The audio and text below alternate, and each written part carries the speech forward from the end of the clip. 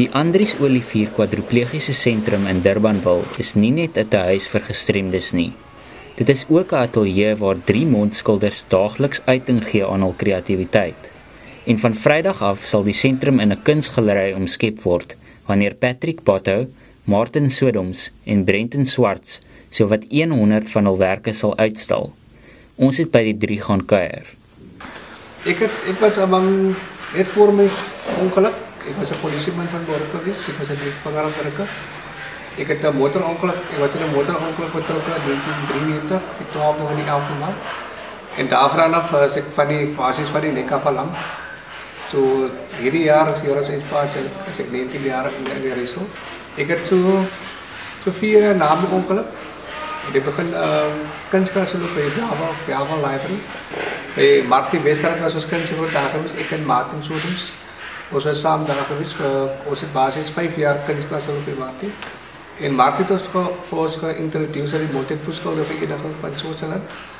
En ons het aansoek gedoen. En ons was basis aanvaar. Ik was aanvaar in die jaar 2000. En Martin was so 2 of 3 jaar na my aanvaar. En dit was ook een groot deel wat natuurlijk ons opgegaan het natuurlijk. Vooral financieel in. Ons skildery te doen. Gebruik ons baie foto's, prente. Het was boeke, ons even op die internet ook en so. Baie keer vat ons ook, laat ons ook self foto's neem vir ons. Baie keer gaan mense op vakanties en daar mooie plekke toe. Hulle neem ook vir ons baie foto's daar so. Bring ook vir ons baie van die foto's as van dit is wat ons aanhou. En dan skilder ons ook dit tussen. Ons werk met hoofsaaklik het ons begin met acrylies. En ons is nou by watermix oil. Ons meng ons eie paint, ons steek ons eie goed.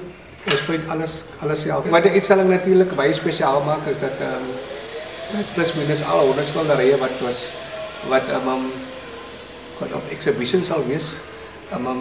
Is natuurlijk alles met die mond geskilder. Ons wil so baie graag al 'n uitstalling gehou het. Maar as gevolg van omdat ons so stadig paint baie keer het ons nie genoeg skilderye gehad maar om 'n volledige uitstalling te kon gehou het.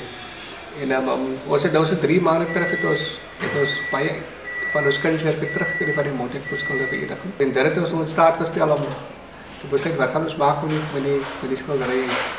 En ons het besluit om 'n uitstalling te hou. Openingsaand is die 4de Mei. As 'n kaas en wyn opening aan wat ons het. Ons het ook goeie paar gassprekers. Die ingangsfooie van die openingsaand is R20. Elke dag sal een van ons 3 sit en skilder. So as die mense die dag inkom of in die aand, sal hulle altyd sien is een van ons besig hierso om ook sommer op hulle te ontvang of so.